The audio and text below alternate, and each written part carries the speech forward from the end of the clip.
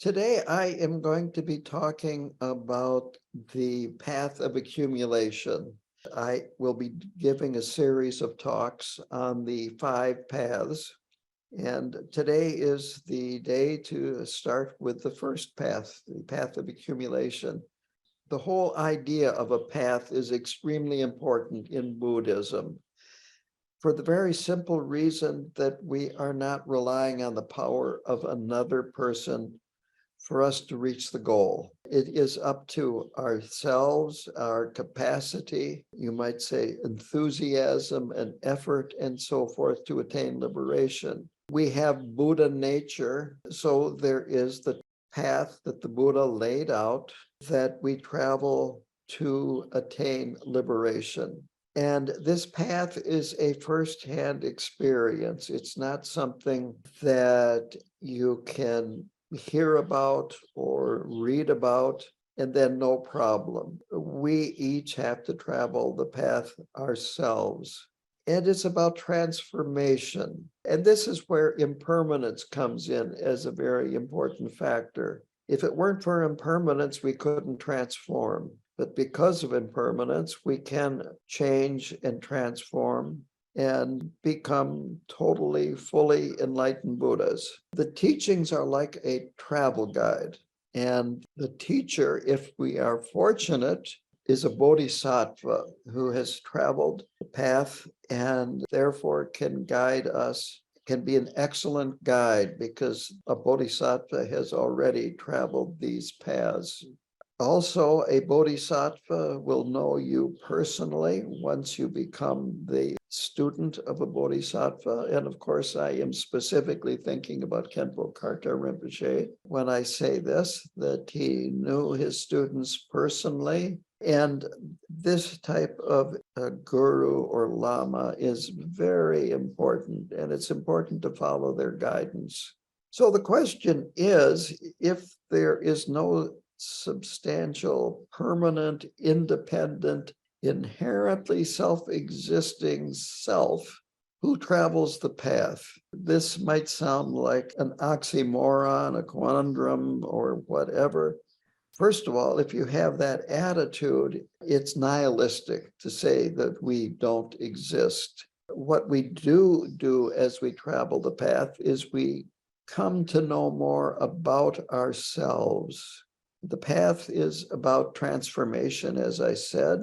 And as we travel, we see more of our confusion, our kleshas, our habitual patterns, our faults. We also can see our qualities and so forth. We get to know ourselves very, very well. And we gain insight into our very nature. And this insight is a little different than wisdom. That comes later. But in the beginning, it is insight that we gain. And we develop on the path through listening, hearing, contemplation, and practice. All of these are very important aspects of what we need to do to travel the path and transform. Now, there are 2 different ways to travel the path. The first is Shravaka approach, the other is the Bodhisattva approach.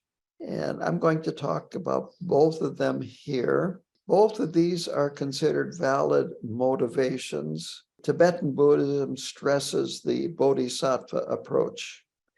The Shravaka motivation is to attain enlightenment for one's own sake, that you are concerned about eliminating your own suffering and pain. The Bodhisattva's motivation is they are working for the liberation of others and attaining enlightenment for others as well as themselves. There are 3 types of motivation for a bodhisattva that are worth looking into here. The first is called king-like. What that means is that a king, before he becomes king, trains in various skills that a king will need, become educated in what is needed to be head of state, to govern.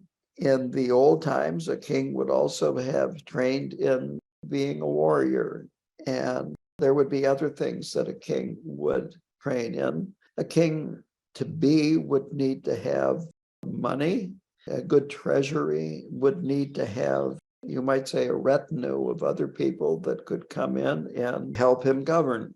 So this king-like motivation is that you work on developing yourself so that you are ready to become a Buddha and lead all beings to liberation. So you're putting yourself in front, but you're doing it for the benefit of all. So this is considered valid motivation for a bodhisattva. The next is boatman-like. And this type of motivation is compared to a boatman that carries people in his boat from one side of a river to the other side. And when you go from one side to the other, there's only so many people that can fit in your boat. And so you take a few people with you to the other side as you attain enlightenment. The third is shepherd-like. The idea here is that a shepherd is leading, and I'm saying that in quotes, sheep in a certain direction. But the way a shepherd leads sheep is they walk behind them and drive them forward. And the sheep are constantly going to the right, going to the left, not following each other in a herd. It's a bit like herding cats. So the shepherd-like motivation is that the individual is paying very close attention to others, and he wants them to become enlightened before he or she becomes enlightened. It is said that this type of motivation leads to becoming a Buddha most quickly, but it also is the hardest to have and maintain. But these three motivations are the way that Bodhisattva motivation is described. There are a total of 5 paths, and I'm talking about the first one, which is the path of accumulation.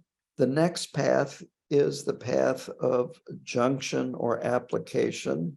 Then there is the path of seeing. The fourth is the path of meditation, and the fifth is the path of no more learning. The first 2 paths are operating in the context of samsara. They are considered worldly paths. And the last 3 are when you get the experience, have the experience of egolessness, emptiness. These are not of the world. These are more of a spiritual nature. They are considered super mundane paths, and the first 2 are considered worldly paths. There's a greater accumulation of wisdom when you are on these super mundane paths, because again, you've had the experience of emptiness.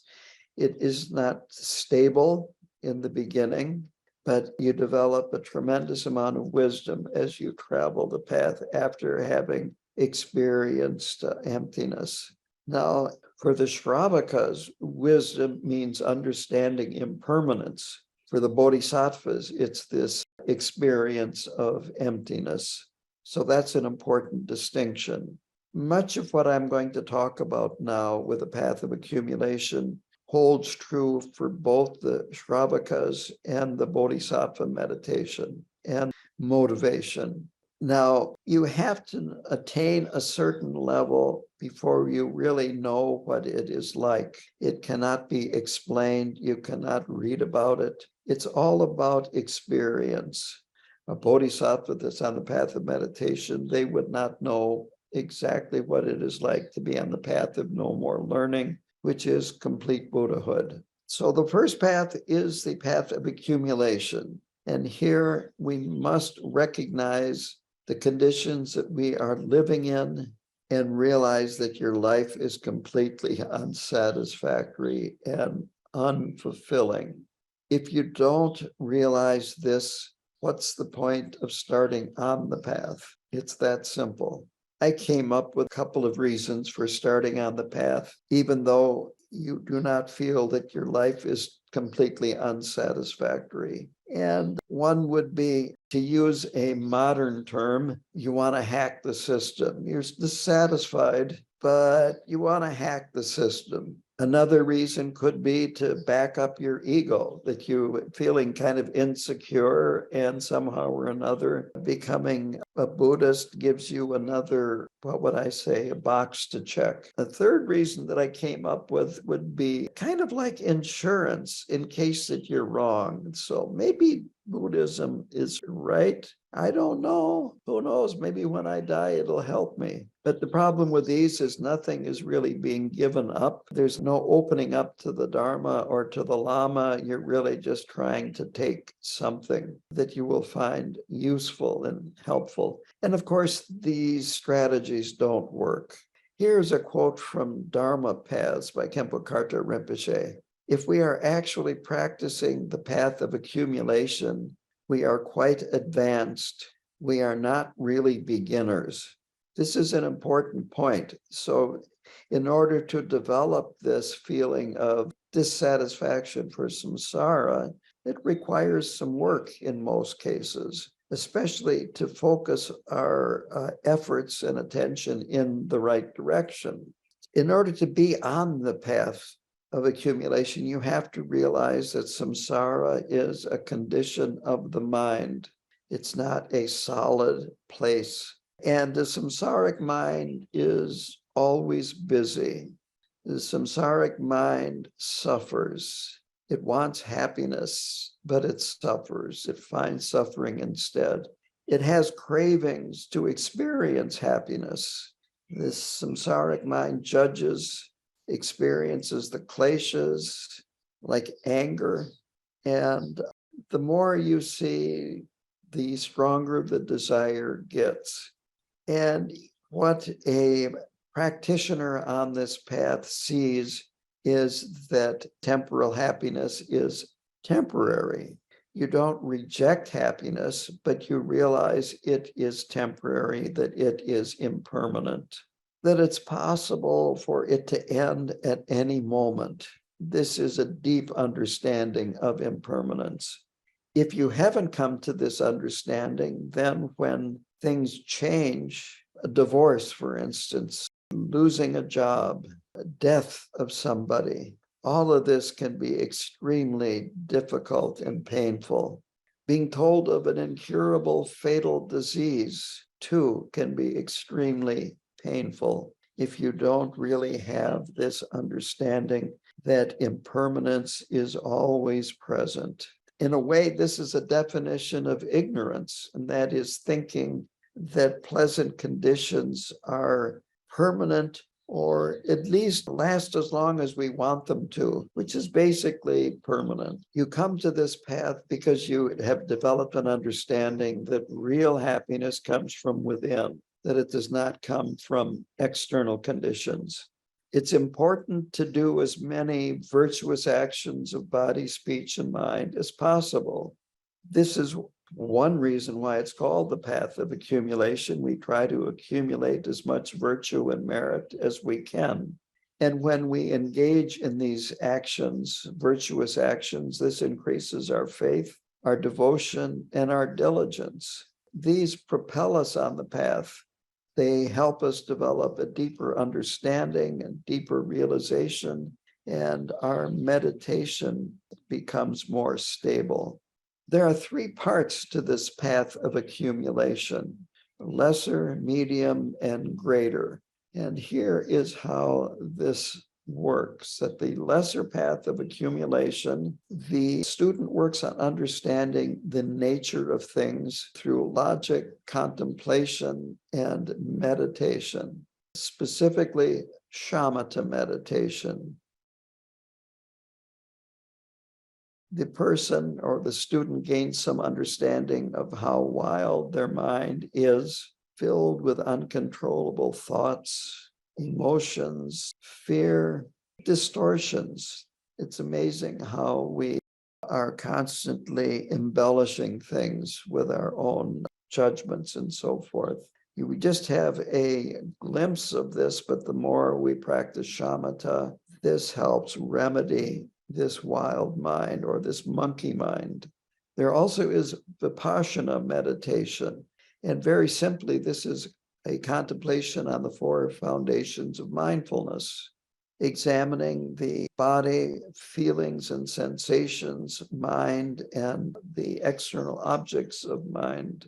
And this examination, again, this is Vipassana. It's not tranquility meditation. It's actually investigating. You're not even necessarily sitting on a cushion while you're doing this, but you are thinking about, you're examining over and over and over. We look at our body. This makes it very personal. Is there anything in our body that is permanent? So examine that question. Can you find anything that's permanent? Is there anything in the body that is existing independently? And you look at that and think about that and examine that. It doesn't work to say, well, of course, there's nothing that exists independently, because you're just parroting an answer. And then you go through your life acting like there is something that exists independently. Contemplate and examine, are you your body? And the conclusion, of course, is that our body is impermanent. Let go attachment to the body. If you're still attached to your body, you need to contemplate this more, because this is what the result of a good contemplation on the body will result in.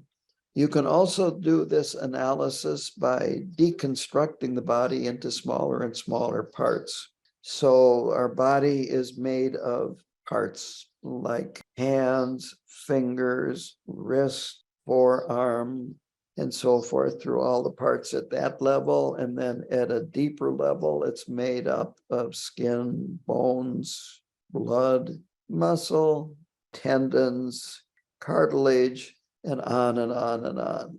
And they are made up of smaller particles. You could call them cells if you like. And there's probably a category of things between things like muscle and tendons and blood and cells. I'm not sure what it is. It doesn't matter. And then from the cells, you can go into the chemicals.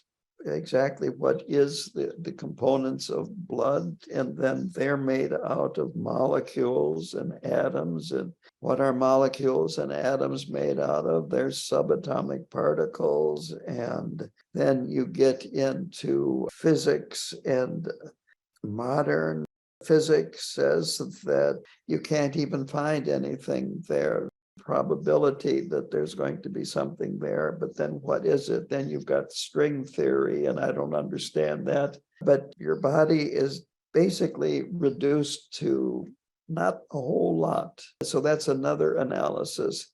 Traditionally, it would have been done, they would use the idea of what we would call an atom, and an atom would be a part that has no sides, top or bottom. In other words, it cannot be broken up into smaller parts. And this is just an intellectual exercise. But you come to the same conclusion, and that is that the body doesn't exist the way we think it is. The next is feelings and sensations. So contemplate, do pleasant feelings last? And do they come from within, or do they come from outer objects? Can pleasant feelings become unpleasant? Can you eat so much good food that you are overstuffed and it becomes painful, for instance? The next is, can friends become foe? A pleasant friend, can they become an enemy? So the conclusion here, after analysis, again, over and over again, until you really get it at a very deep level. You could say, take it into your experience. I think that's a good way to put it. Clinging to feelings cause suffering because they are impermanent. And this understanding helps let go of attachment to material possessions. It doesn't mean that you have to let go of material possessions, but just let go of the strong attachment to them. The third is mind, contemplating mind. This is consciousness. So look at your thoughts as they come and they go, both in meditation and also post-meditation. If you look carefully, you will notice that the thoughts come and then they go and then more come, that it's a constant stream of thoughts, but they're always new thoughts. It may seem like an old thought, but it arises fresh. It may be that your thoughts are like a soap opera and they're like reruns of a soap opera, but we actually generate them freshly. And the reason why they're reruns is that our habitual patterns cause us to keep creating the same thoughts over and over and over again. And the same thing with emotions and moods, because our emotions and our moods are very closely related to thoughts. And we have emotions that come and go, moods that come and go, but basically they're very similar. I like to explain there are considered 5 emotions: attachment, aversion, which leads to anger, attachment leads to greed, and desire, passion, and so forth leads to frustration, anger, hostility, ignorance, which is wanting to ignore it, pretend it isn't there. You might say there's an elephant in the room, but you don't see it. Then there is jealousy, where you feel other people have a better deal than you. And pride is that, of course, you've got the best deal of all. What we find if we look at ourselves and these 5 emotions is that there's one that we specialize in. It's our go-to emotion. That's where we spend most of our emotional time. And then there's another that we have a competency in, and we can always go there and feel pretty comfortable there too. And then the others, maybe not so much, but we can cycle through all of them and cycle through them very quickly. And moods are long-lasting and they're more subtle. Very simply, you can be in a good mood and then you seem to have thoughts that are more positive, and you're in a bad mood, and no matter what happens, you're still having negative thoughts. We also begin to get a glimpse of impermanence, how our thoughts don't last, our moods don't last, our emotions don't last. So we look, we observe, we analyze our mind. This is very different than shamatha, where we just, you might say, meditate and develop some tranquility. This is active looking at the mind. And then the objects of the mind, which is the 4th contemplation, we realize that all phenomena are impermanent and unreliable.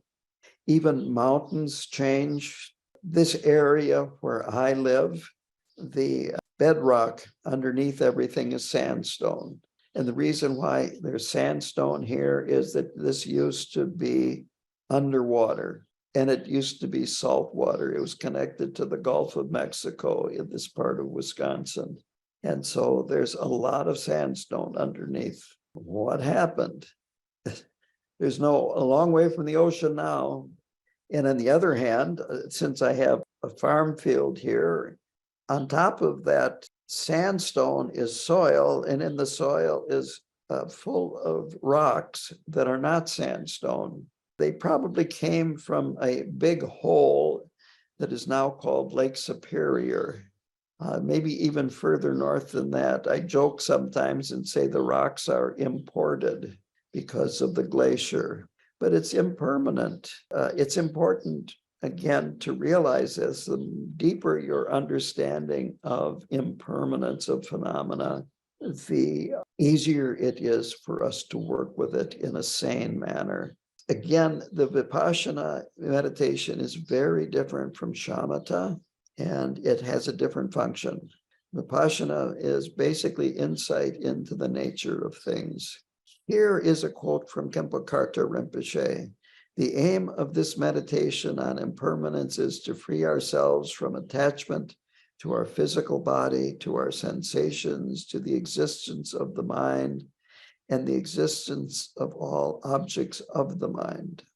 Now, ordinarily, impermanence is seen as a problem because our pleasant experiences don't last. But here, impermanence is seen as a positive. It means that we can change, we can transform, we can travel the path. And especially if you are suffering a lot, we can leave suffering behind. Now, that is the lesser path of accumulation. The next is the medium path of accumulation. And this is practicing the 4 abandonments. This is quite simple. We're trying to gain control over our negativities and trying to encourage our positive qualities. We try to avoid engaging in negative behavior, and we try to keep it from arising in the future. Gaining control of our mind, which is, of course, what causes our actions of body, speech, and mind. So very simply, it's gaining control of our negativities, working so that we can keep them from arising in the future, encouraging positive qualities and behavior, and developing new qualities and behavior. Those are the 4 abandonments. There's also a very strong relationship between morality and well-being, but it's perhaps not the way you think about it or is ordinarily taught, that we engage in positive actions because they lead to physical and mental well-being. So morality actually is very beneficial for our physical and mental well-being. We are mindful and observe our body, speech, and mind, and we can see this. We can see that positivity leads to happiness and well-being, and that negativity leads to anxiety, agitation, fear, and more negativity. I will say this, that frequently it's easier to see this in other people, especially the negativity. We don't see our own negativity, but another person's just jumps out at us. What that means is now it's time to look inward. And it's interesting. It seems like the faults in another person that irritate us the most are a fault that we have too. So if someone really irritates you, that's really a good time to take a time out and look deeply. And do I ever do that? Again, this requires mindfulness, and it requires this insight, this vipassana observation and insight. On the other hand, this is not self-conscious observation. It's not observing ourselves thinking about how do I appear to other people, which can lead to a lot of difficulty, let's just say, when we're more concerned about how do we look to other people. This is how are we doing sort of thing. Now, it's important to avoid thinking that our negativities are absolute. Remember impermanence. You don't want to be thinking as you see more and more negativity, I'm bad, nothing can be done about it, I give up. So to put this very succinctly, there are 4 ways of perfecting oneself. First is purify accumulated negative karma from the past. Number 2 is avoid repeating the negative actions of body, speech, and mind that have accumulated the negative karma. 3 is continue positive actions that we have practiced in the past. Don't let them deteriorate. The 4th is develop further positive qualities that we have not yet developed. And to sum this up, keep impermanence in mind, keep remembering you can change, your negativities can change too. Your negative karma can be purified. It takes work, and you can do the work. The last is the greater path of accumulation. And this has the term, the four miraculous legs. Here, miraculous actually means hard work. It doesn't mean that things get really easy or somebody else does the work for you or miracles happen. It is the result of hard work that things happen, and it can seem almost like it's miraculous, almost like having a supernatural power.